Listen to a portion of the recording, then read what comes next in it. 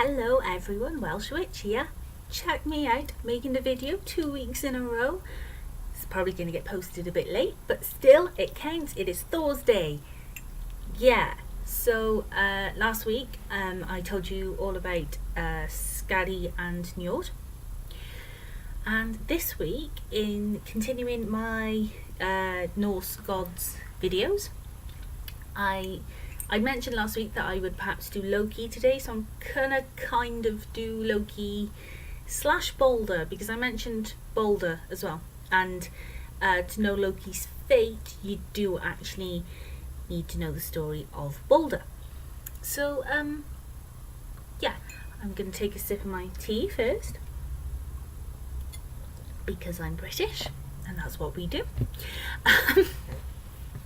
So, we do other things too. So, Loki. Complicated guy. He is the god of mischief, so you can expect him to get up to certain shenanigans. And, sorry, I got distracted. I just seen a child's head go past down there outside. Anyway, so he's the god of mischief. And usually, if something goes wrong in Norse mythology, Thor actually has a sort of motto to himself, which is what he does first is blame Loki, and then if it's not Loki, he goes and finds out what the problem was. But it says a lot about Loki that's Thor's go-to, is to instantly blame him anytime anything goes wrong, even if Loki's been nowhere near it. So yeah, he's not a good guy, but he's not necessarily a bad guy. He's just mischievous, and it doesn't work out well for him really in the long run. Yeah, if you look at all the different tales, he gets himself into some scrapes, but then he does usually try and fix it. In the story of Lady Sif's golden hair, Sif is Thor's wife, and Loki chops it all off.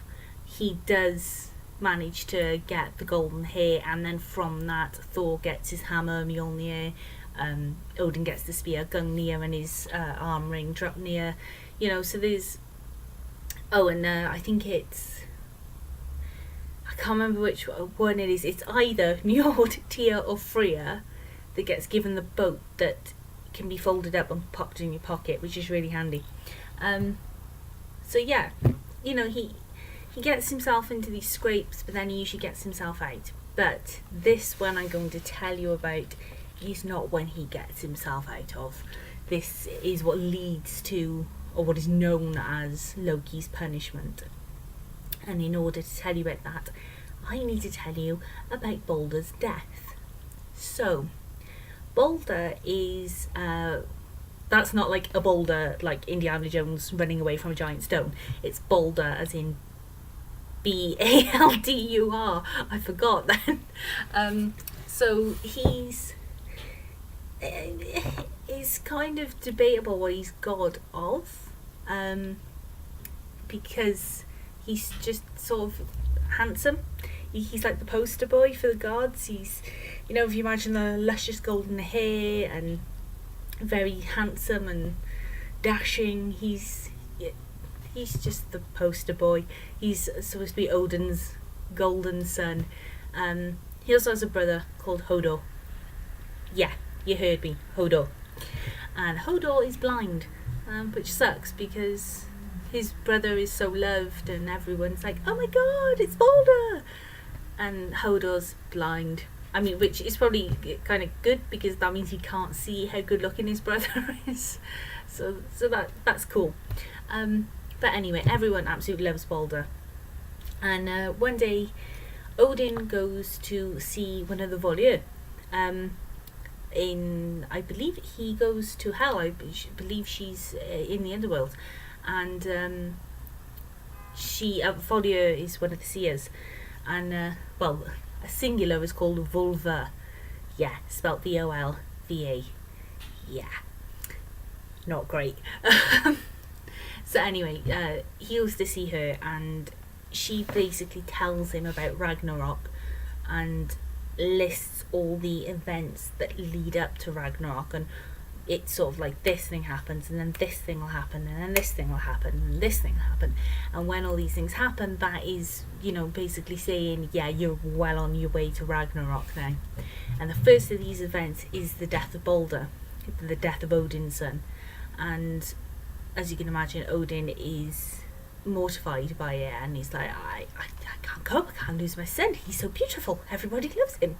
So what Odin does is he goes back to Asgard, and he tells his wife Frigg about it, and Frigg is also incredibly mortified by it, as you would be. And one moment, my hair came along for that one.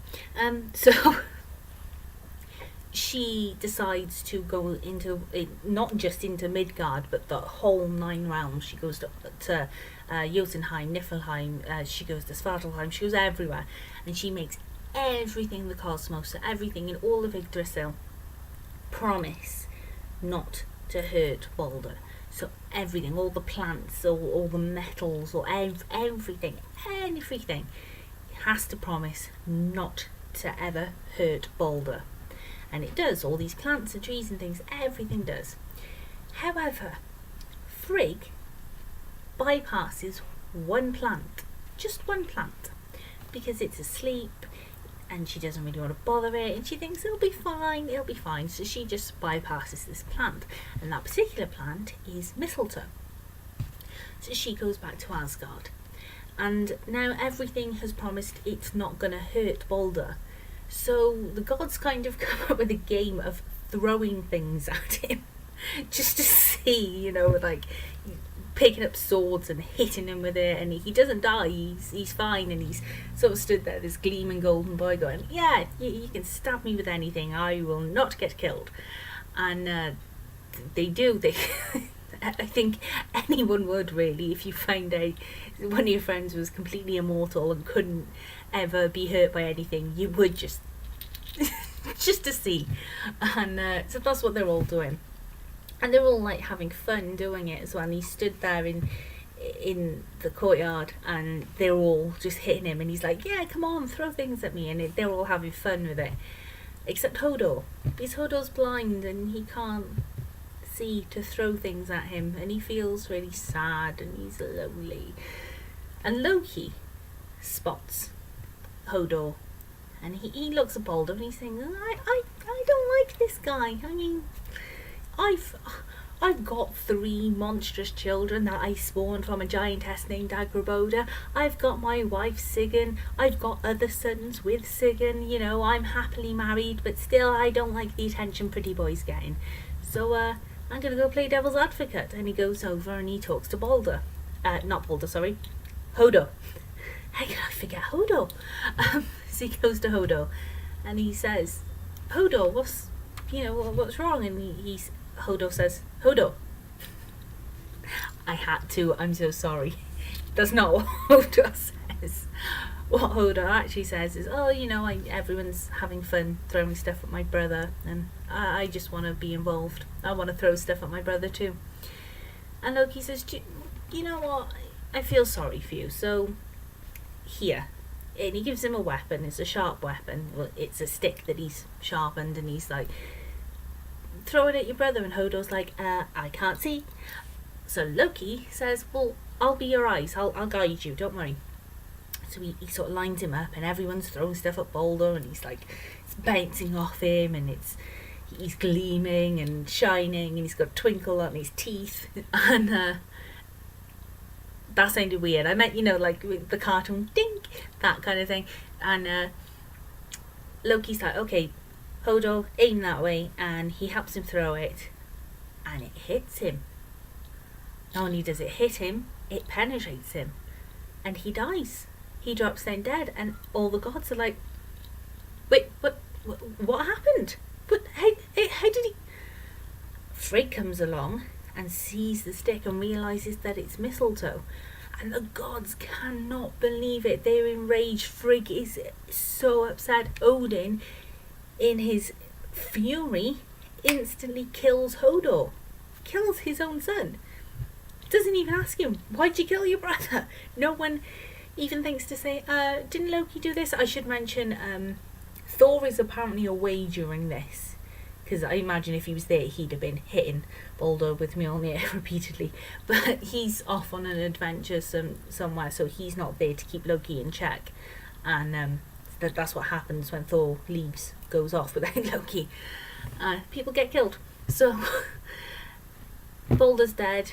Hodor has been killed by Odin. It depends really what version you read, because sometimes he kills him, sometimes he banishes him, and sometimes Hodor is just never mentioned again. He throws the stick and it's like he's vanished from the whole pantheon.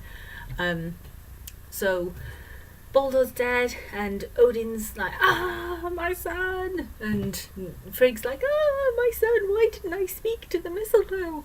And they like this massive ship, and it's Baldur's ship, and they decide to make it his funeral pyre in true Viking style. And there's a thing where it like gets stuck in the sand, and this giantess comes and shifts it, and Baldur's wife Nanna drops dead from the sorrow, so they put her on the pyre with him, and off he goes. And Frigg is like, this is so bad. I mean, we have to get him back. Someone has to go to hell. And for those who don't know, when I say hell, I don't mean H-E-double-L, like the Christian hell. I mean hell, H-E-L. Hell is the underworld, but it is also the name of one of Loki's monstrous children. She is the goddess of death, and she is literally half a corpse. Half of her is a beautiful girl, half of her is an actual corpse. So much in the same way with the Greek pantheon, how the underworld is called Hades and the god of death is called Hades. That kind of thing. Shush, I'm telling people about Norse gods. I'm just shouting at neighbours. You may not even have heard them. Anyway, so Frigg and Odin are like, okay, someone needs to go to hell and appeal to her and tell her to release Baldur back to us, because it was an unfair death. So one of Odin's other sons that no one really hears of other than the story, his name's Hermod. Hermod, I don't know. I'm going to call him Hermod. He rides for, I think it's 9 days. It's usually 9 with Norse mythology. They like the number 9 because of the 9 worlds of Yggdrasil. So he rides to hell. And when he gets there, Baldur is actually sat with Hel, and he's there and he's all sad because he's dead, and he's like, oh my god, look, it's my friend. And my brother, he's my brother Hermod. And Hel's like, oh, hey, come on in, because she's supposed to be actually quite amiable. She's supposed to be really lovely, other than when she gets peeved and during Ragnarok. But anyway, she's like, yeah, sure, come on in. Well, you can spend the day with you, bro. What's up? And he says, he explains the circumstances of his brother's death, and he's like, please, can we have him back? And she's like, no, he died, that's not how it works. And he says, but Frigg's really sad, and Odin's really sad, and she has to think about it, and she says, I'll tell you what, if every living thing in the cosmos weeps for him, I will let him go. I will give him back to life. Bring him back to life. I'll give him back to Asgard. And Hermod's like, oh, okay, everyone loves Baldur, that'll be easy. So he buggers off and he goes back to Asgard. And all the gods are like, yeah, that's easy. And they all sort of flit about, and they make sure they go through the 9 worlds, and they say, right, everyone has got to cry. And every creature does. Every creature starts crying for Baldur, for him to be released.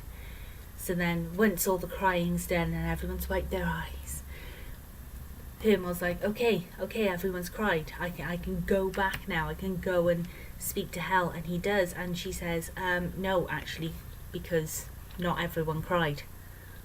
So what do you mean no one cried? Well, everyone cried. Like, there was giants crying. There was, like, trees crying. It was beautiful. What are you talking about? And she says, well, actually, there was this one giantess called Thok, and she didn't cry. So they go and speak to Thok, and they're like, why didn't you cry? And she's like, didn't want him, didn't like him, I ain't crying, I'm going, and buggers off.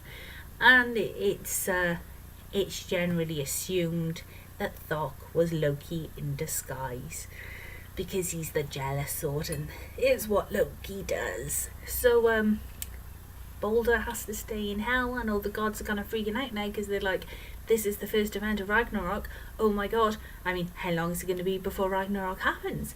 And they're freaking out for a while.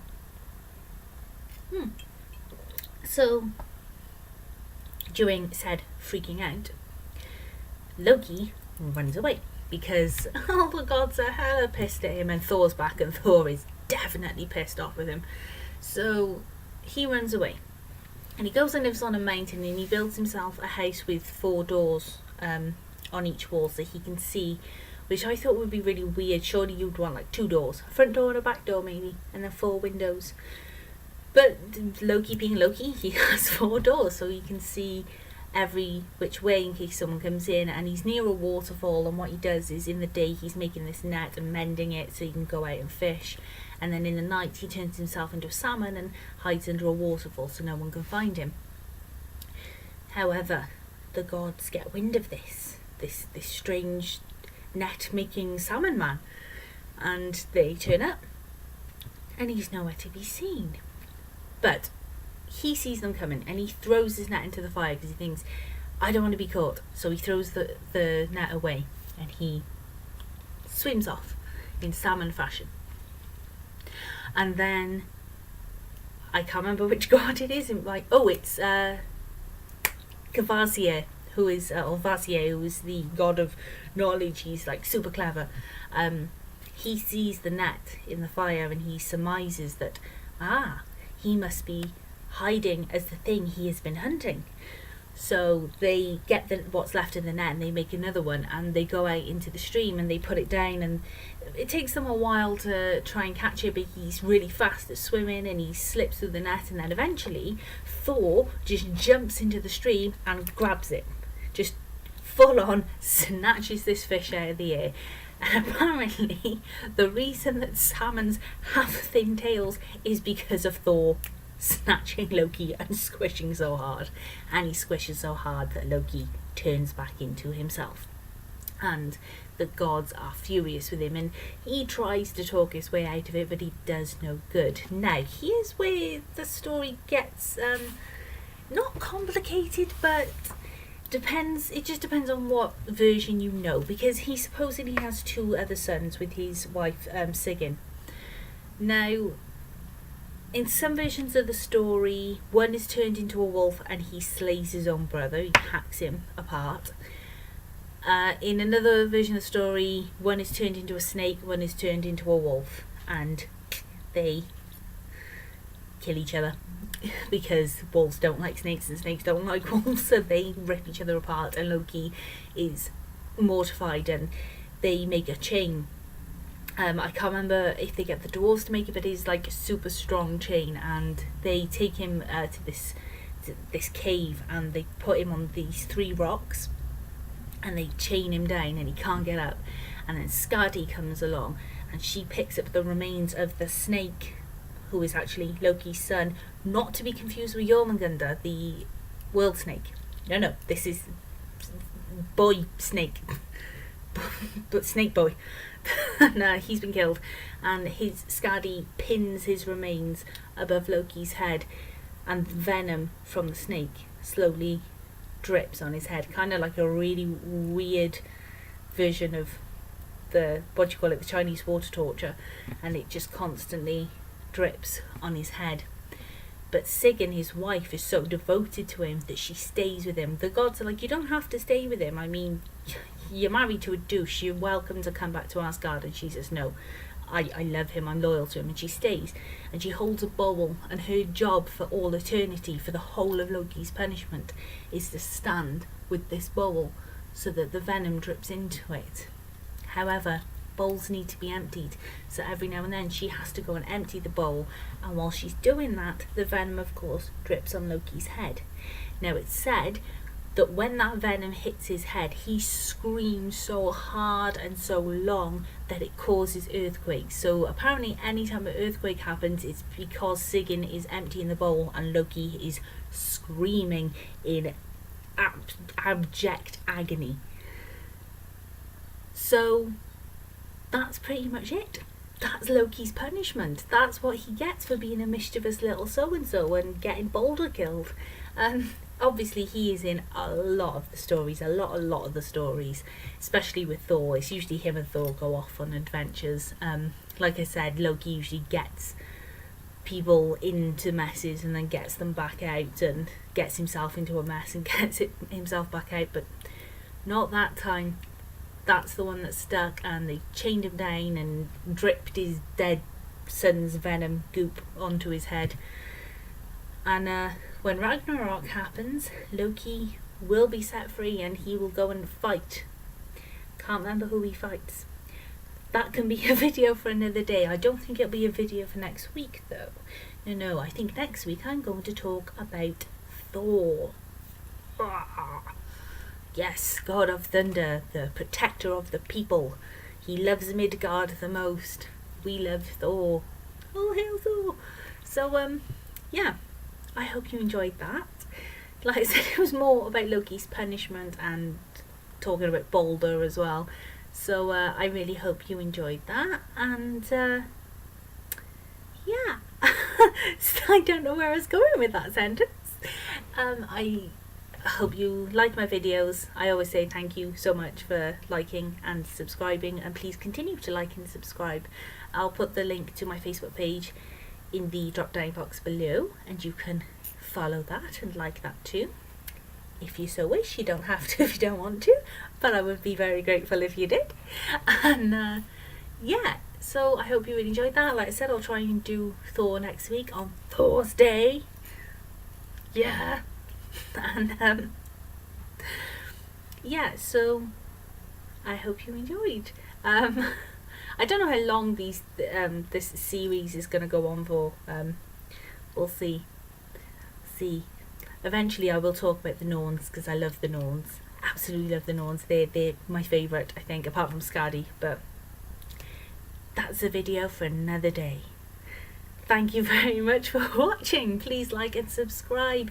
Thank you ever so much. Hope you're all enjoying this lovely weather. Positive energy and blessings. Bye.